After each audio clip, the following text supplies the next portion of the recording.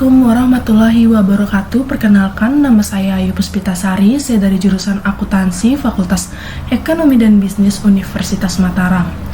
Tujuan saya membuat video presentasi ini untuk mengikuti ujian akhir semester mata kuliah kewirausahaan. Baik, langsung saja saya akan memaparkan materi. Di sini saya akan menjelaskan tentang Kawai Coffee. Daftar isi dari proposal ini, yang pertama ada pendahuluan, yang kedua ada gambaran umum usaha, yang ketiga ada metode pelaksanaan, yang keempat ada biaya dan jadwal kegiatan. Yang pertama ada pendahuluan. Latar belakangnya melimpah. Jadi melimpahnya potensi kopi di berbagai penjuru Nusantara ternyata cukup memudahkan para pelaku usaha untuk bisa memenuhi kebutuhan bahan baku kopi bagi perkembangan bisnis yang sedang mereka rintis.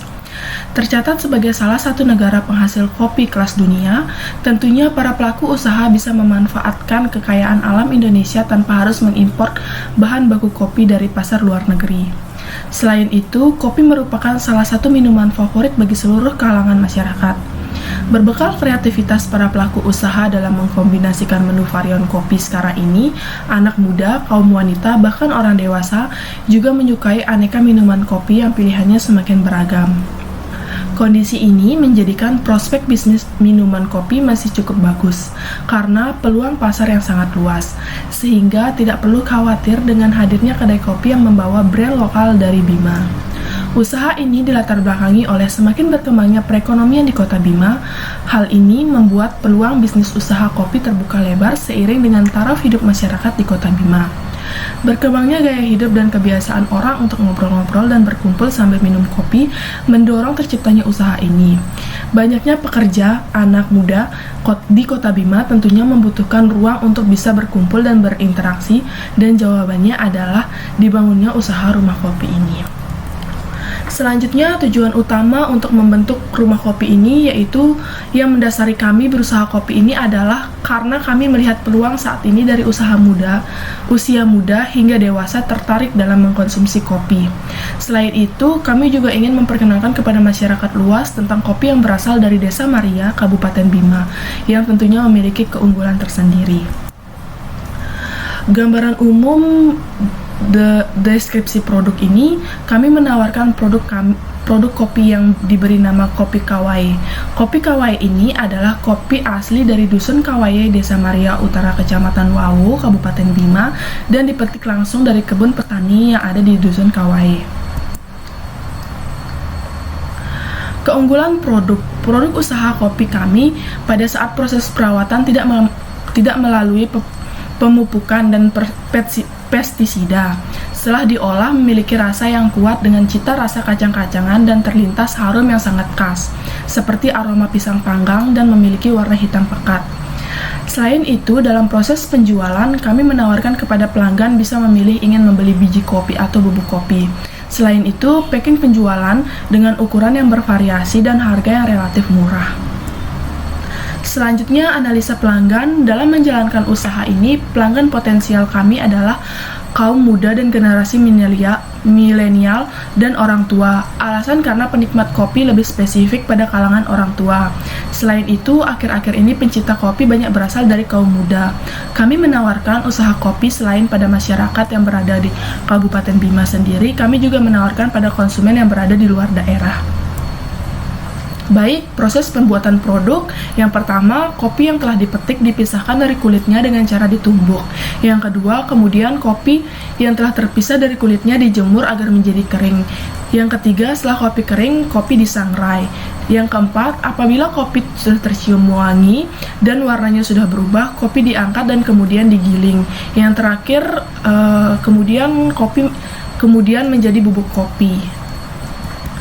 Lanjut, metode pelaksanaan alat dan bahan. Yang pertama ada alat, yaitu wajan dari tanah, kayu bakar, bensin, penggiling kopi, dan plastik.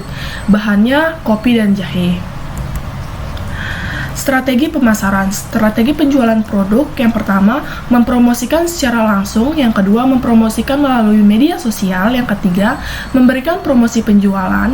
Dan yang terakhir, mengatasi komplain dari pelanggan. Strategi mengenai komplain pelanggan. yaitu ketika pelanggan memberikan komplain terhadap produk yang kami tawarkan, maka hal tersebut akan menjadi masukan bagi usaha kami dan segera mungkin kami akan memperbaiki yang menjadi masalah bagi pelanggan. Biaya dan jadwal kegiatan yaitu ringkasan anggaran, ada aktivitas operasional penjualan sebesar 10 juta, biaya produksi 1.820.000, biaya operasional sebesar 1.396.000,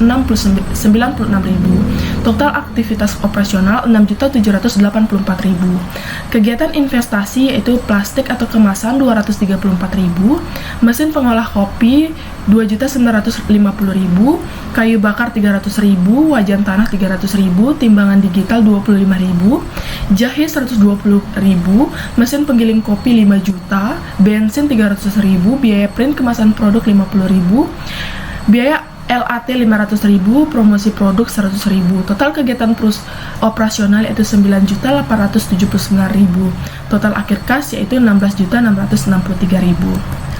Selanjutnya ada laporan laba rugi, yaitu pendapatan usaha pada Maret 2020 sebesar 10 juta, pada Juni 2020 sebesar 12.250.000, sebesar September 2020 sebesar 13 juta. Jumlah pendapatan Maret 10 juta, Juni 12.250, September 13 juta.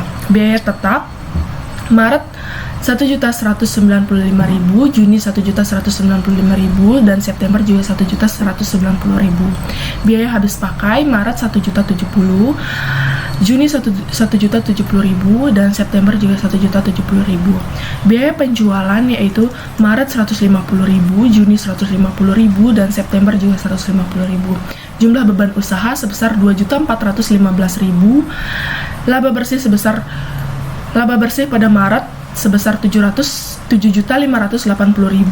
Juni 9.835.000, dan September 10.585.000.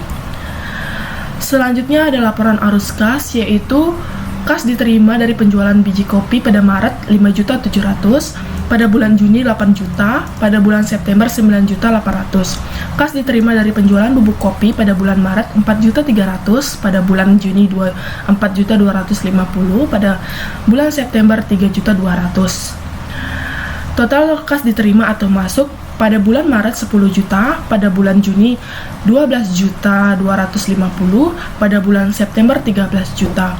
Kas yang dikeluarkan untuk biaya tetap pada Maret 1.195.000, Juni 1.195.000, dan September 1.190.000. Kas yang dikeluarkan untuk biaya habis pakai pada Maret 1.070.000, Juni 1.070.000, dan September 1.070.000. Kas yang dikeluarkan untuk biaya tetap yaitu pada Maret 150.000, pada Juni 150.000, dan pada bulan September 150.000.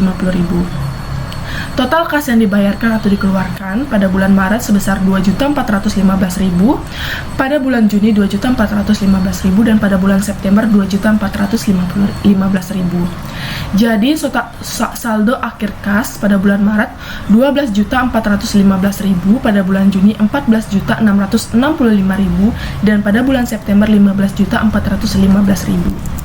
Jadi, jadwal kegiatan usaha, jadwal kegiatan yang pertama ada survei pencarian bahan baku dilakukan pada bulan pertama, yang kedua ada persiapan alat dan bahan dilakukan pada bulan pertama, manajemen pemasaran dilakukan pada bulan pertama dan bulan kedua, pemasaran dan promosi dilakukan pada bulan pertama dan bulan kedua dan bulan ketiga. Yang kelima ada evaluasi dilakukan pada bulan ketiga dan keempat, dan yang terakhir ada penyusunan laporan keuangan dan pencatatan transaksi dilakukan pada bulan keempat.